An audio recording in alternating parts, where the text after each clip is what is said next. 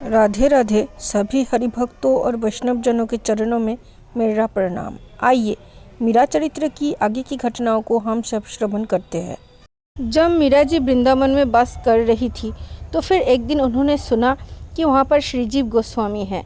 श्रीजीव गोस्वामी श्री चैतन्य महाप्रभु के सर गोस्वामियों में से एक गोस्वामी जी है। भक्तों, श्री चैतन्य महाप्रभु राधा और कृष्ण के मिलित अवतार थे और जब भगवान साक्षात इस धरती पर प्रकट होते हैं तो फिर अपने साथ साथ अपने जनों को साथ लाते हैं। उन्हीं सभी जनों में से ये 6 गोस्वामी जन थे। रूप गोस्वामी, सनातन गोस्वामी, श्री जीव गोस्वामी, श्री गोपाल भट्ट गोस्वामी, श्री रघुनाथ दास गोस्वामी और श्री रघुनाथ भट्ट गोस्वामी। तो इनमें से श्री जीव गोस्वामी जी के बारे में जब मीरा जी ने सुना, उनकी नाम, उनकी गरिमा, उनकी प्रतिष्ठा और उनकी ख्याति, ये सब सुनकर मीरा जी के मन में उनके दर्शन के लिए इच्छा जाग उठी और श्री जीव गोस्वामी जी के भजन कुटिया तक पहुंच करके मीरा जी ने सेवक के द्वारा श्री जीव गोस्वामी तक सूचना भेजकर प्रतीक्षा करने लगी। तब सेवक ने आकर मीरा जी को कहा कि गोस्वामी पाद किसी स्त्री का दर्शन नहीं करते, ये उनका नियम है। सेवक से ये सब बातें सुनकर मीरा जी हंसकर बोली, धन्य है श्री जीव गोस्वामी जी। मेरा प्रणाम उनको निवेदन करके उनसे ये आर्ज कीजिए कि मुझ अज्ञदासी से भूल हो गई है कि दर्शन देने के लिए उनसे विनती की। मैंने आप तक यही सुना था कि श्रीधाम वृंदावन में पुरुष एकमात्र रसिक शेखर ब्रजेंद्र नंदन श्री कृष्ण ही है, अन्य तो जीव मात्र ही प्रकृति स्वरूपा नारी है। आज मेरी भूल को सुधार करके उन्होंने मुझ पर बड़ी कृपा की है। मुझे आज ज्ञात हुआ कि श्रीधाम वृंदावन में एक दूसरा पुरुष भी अवतीर्ण हो चुका है। अंतिम वाक्य कहते कहते मीरा जी ने पीठ फेर कर चलने का उपक्रम किया।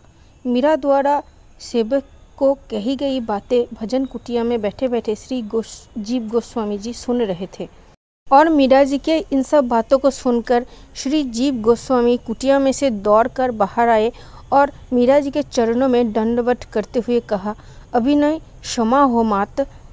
इसे देखकर मीरा जी ने कही, आप उठे आचार्य, मैंने तो कोई नई बात नहीं कही है प्रभु, ये तो सर्वविदित सत्य है। जैसा संतों के मुख से सुना है वैसा ही मैंने बोला। सत्य है, सत्य है। ऐसा कहते हुए श्री जीव गोस्वामी जी उठे और बोले, सत्य और सर्वविदित होने पर भी व्यवहार में जब तक नहीं उतरता जानकारी अधूरी ही रहती है माँ, और अधूरा ज्ञान हमेशा अज्ञान से भी बढ़कर दुखदायी होता है। फिर श्री जीव गोस्वामी जी ने कहा कि मेरे कुटिया पर पधार करके इस दास को कृतार्थ कीजिए। ऐसी बात ना फरमाइए श्री गोस्वामी जी, आप ब्राह्मण कुलभूषण ही नहीं, श्री कृष्ण चैतन्य महाप्रभु के लाडले परिकर है। यह क्षत्रिय कुलोत्पन्न देह चरणराज स्पर्श की अधिकारी है। कहते हुए मीरा जी ने झुककर श्री गोस्वामी जी के चरणों में सिर रख दिया। फिर गोस्वामी जी, श्री मीरा जी और बाकी सारे संत सेवक आदि सब कुटिया के बाहर एक चबूतरे पर बैठ गए और सबने मीरा से आरंभ करने का अनुरोध किया। सबके आग्रह होने पर मीरा जी गाने लगी, अब तो हरि नाम लौ लागी, सब जग को यह माखन चोरा, नाम धरियो बैरागी, कित छोड़ी बह मोहन मुरली, कित छोड़ी बह गोपी, मूड़ मुराई डोरी कटी बांधी, माथे मोहन टोपी, माथ जसोमती माखन कारण, बांधे जाके पाँव, श्याम किशोर भय नब गौड़ा, चैतन्य जक नाम, पीताम्बर को भाव दिखावई, कटी को पिन कसई, गौर कृष्ण की दासी मीरा, रचना कृष्ण बसई। जब एक भक्त भक्ति की उच्च स्थिति को प्राप्त कर लेती है या फिर कर लेता है तो फिर उनके सामने उनके आराध्य देव हर जगह उनको दिखने लगते हैं। हर कण में, हर जन में, हर जगह, अपने अंदर बाहर। आंख बंद करे तो अंदर वो उनकी झांकी, आंख खोले तो सभी जन जन में, कण कण में उनकी झांकी। तो श्री चैतन्य महाप्रभु और श्री कृष्ण में कोई तत्व तो कोई अंतर नहीं है, ये मीरा जी को अच्छे से ज्ञात है। और मीरा जी तो हर किसी में श्री कृष्ण को देखती ही है। तो उन्होंने जब ये भजन गाया है या फिर बाद में भी जब श्री जीव गोस्वामी से उनका मिलन हुआ, उनकी साक्षात्कार हुई, तो बाद में मीरा जी ने जहाँ देखा इस भजन को गाते हुए दूसरे समय भी, तो उनको हर जगह हर जन में जैसे कृष्ण दिखाई देते हैं, ठीक वैसे ही उनको हर जगह श्री चैतन्य महाप्रभु दिखने लगे थे। फिर मीरा जी ने, श्री गोस्वामी पाद जी ने और बाकी संतों ने खूब भगवत चर्चा करी और श्री जीव गोस्वामी पाद ने मीरा जी के पूछने पर श्री चैतन्य महाप्रभु के सिद्धांत और प्रेम भक्ति का वर्णन किया। अन्य संतों ने भी चर्चा में भाग लिया। श्री जीव गोस्वामी मीरा के विचारों की विशदता से, भक्ति की अनन्यता और प्रेम की प्रगाढ़ता से बहुत प्रभावित हुए। भक्तों, हम सब की ज़िंदगी के जो कार्य है, पढ़ना, लिखना, पैसा कमाना आदि आदि, ये सब तो सभी करते हैं, अच्छी बात है, करना भी चाहिए। भगवान का दिया हुआ कार्य है, अवश्य करना चाहिए, ये भी प्रभु की सेवा ही है। किंतु साथ ही साथ हमारे जो शास्त्र आदि है, जैसे कि श्रीमद् भागवत महापुराण तथा श्री रामचरितमानस या फिर वाल्मीकि रामायण, महाभारत आदि आदि, श्रीमद् भागवत गीता, ये रोज़ हमें थोड़ा थोड़ा तो 1-8 श्लोक 2 श्लोक तो ज़रूर पढ़नी चाहिए।